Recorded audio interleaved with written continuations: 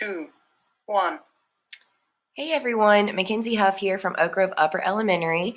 I am tagging in to explain to you the MDE 12-point writing rubric for an informative write for students. If you saw Miss Touchstone's video, she went into depth about the narrative writing. So I'm just going to recap some of the points that she made at the beginning, and then we're going to talk about the informative rubric. So we do have performance ranges. The students are graded on 4 different pieces. We have the development of ideas, which is worth 4 points. We have our writing organization, which is worth 4 points, up to 4 points. And then we have our language conventions and grammar, which is worth up to 2 points. And then our conventions of mechanics, and that's also worth up to 2 points. So it all adds up to 12 points.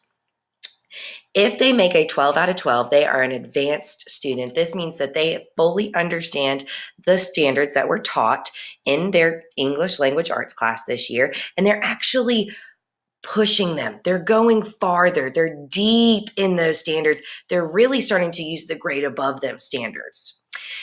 If they make an 11 to 9, they're proficient. Now, proficient is saying that they got the standards. They understand it. They're ready to go. This is where we want every single student right here is in that proficient range. 8 to 5 is basic. This means that they've grasped some standards, but they've also have some holes there. There's some things that they're not quite understanding. They're able to maybe state it, but they're not able to explain it in their own words. And then 4 to 1 is minimal. This means that they do not understand the standards that were taught this year. And then the 0 really and truly is going to be if they copy and paste it from the passage itself, or if it is just words that are typed onto the screen.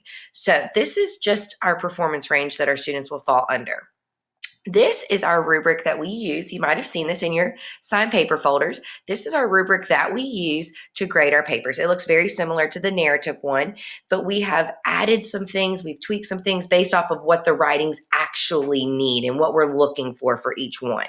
Now, when I look at this with my students in the classroom, I like to start down here with grammar and usage and mechanics. These are both worth 2 points.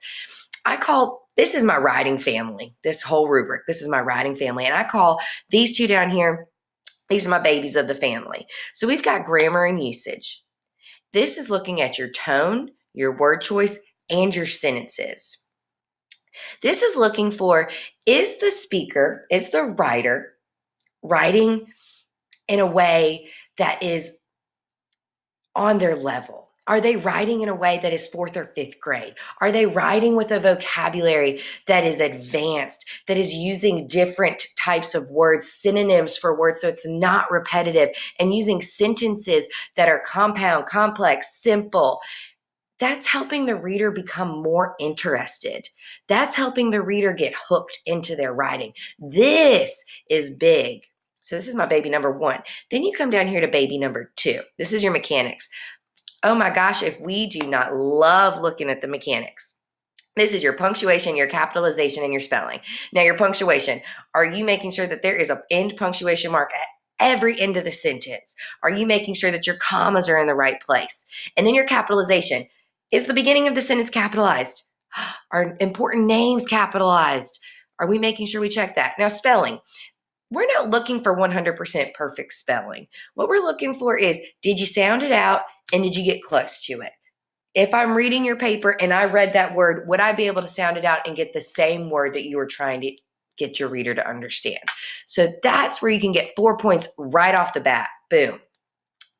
Then I like to move up here to your development of ideas. This I call the dad of the writing, because the dad of the family's got the big ideas. He's got the big things he wants to accomplish. So I call this my dad of the writing. This is broken up into 3 different pieces. You have your focus, your reasoning, and your evidence. All together, they'll add up to be 4 points total. So your focus. Do they have a complete understanding of the task? An informative write can include a lot of different things. They could be informing their reader on a topic that they've just read about. So do they understand that they're informing their reader? They could be looking at a piece of narrative text and actually diving deep into something and writing a literary analysis about it. Like your character traits. You could be pulling out a specific character trait on a character, and you're diving deep in that, and you're using text evidence to prove the character traits. Does the writer know that? Or you could flip it for an opinion write. Does the writer understand, I've read a topic, I've researched, and now I've got to go in and state my opinion on this. So their focus is, do they understand what type of writing they're actually writing, and are they successful with it? Their reasoning. Now, this is their ideas. This goes along with their evidence. So I like to put those two together because you're going to state evidence to prove your point. You're going to state evidence whether it's to inform, whether it's to pull out a piece of a literary analysis, or whether it's to state an opinion. You're going to have evidence to back yourself up. That right here is going to be, did you choose specific details? Did you choose things that actually help your case? And then your reasoning comes in. That's where their individual thoughts come in. That's where that explanation comes in. That's where you can see that that writer is actually making a connection from the topic that they're writing on to the piece of evidence to their own thoughts. Are they able to do that? So this is your development of ideas. It's 4 points. Then you move down to your writing organization. This is my mama of the writing, because mamas in the family, they like to have the calendar. They like to make sure everyone gets from point A to point B perfectly. They're running the show right now. So that's where this writing organization comes in. This is also broken up into 3 pieces: planning, transitions, and introduction and conclusion. So what the reader, what the grader, what we look for when we're reading a writing is, did they actually plan it out? And does it follow a path that makes sense? So this could take the writer 2 to 5 minutes at the very beginning, jotting down ideas and making sure that they're following a track that makes sense. When I read your writing, I tell my students, I do not want to work out. I am not jumping around in your writing. You better make sure that the path is straight and that I'm getting from point A to B to C perfectly. I don't want to have to jump back up, jump back down, skip a couple paragraphs. It needs to be a nice logical progression of ideas. Then there are transitions. Now, you might hear your students talk about flow dogs and a handy list of transitions. These are resources that our students use in the classroom that are really helping them become stronger with their uses of transitions. If the sentences were all simple and short and they didn't flow together, it would be a boring read for the reader. So you have to add transitions to help the reader understand the ideas that you're saying, to help them become more interested, and to really connect those points, which really comes back up into planning. Is it purposeful? Is there progress? And then your introduction and conclusion. Now, we like to call these the top and bottom bun of our hamburger, and they're made up of the same thing. They're both bread.